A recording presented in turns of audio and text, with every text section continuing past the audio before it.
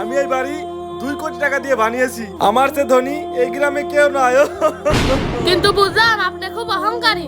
একটা কথা মনে রাখবেন, অহংকার পতনের মূল।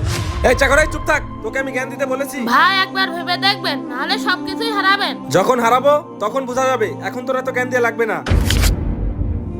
ভাইয়া আসসালামু আলাইকুম। ওয়ালাইকুম আসসালাম। ভাইয়া আমি কালকে থেকে কিছুই খাইনি, আমাকে কিছু টাকা দাও। এই চুপ থাক পকিন্নি, আমার কাছে টাকা চাইতে আসছে। ভাইয়া আমি তো তোমার সৎ ভাই, আমাকে কিছু টাকা দিলে তোমার কি কমে যাবে? এই বললাম না কথা কম বল, সৎ ভাই সৎভার মতোই থাক। প্লিজ ভাইয়া আমাকে কিছু খাওয়ার জন্য টাকা দাও না। আবারও কথা বলা হচ্ছে না? হুই, হুই। আহ, আহ। ভাইয়া তুমি কাজটা ঠিক করলে না, দেখবে তোমার একদিন এই সম্পদটা থাকবে না।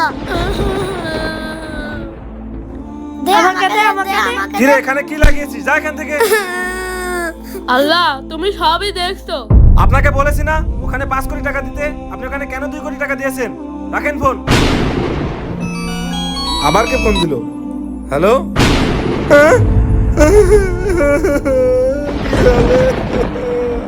হ্যাঁ বড় সাহেব, আপনার কি হয়েছে? কাঁদছেন কেন?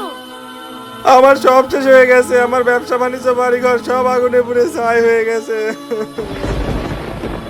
তাই কেউ অহংকার করবেন না। ভিডিওটি ভালো লাগলে সাবস্ক্রাইব করবেন।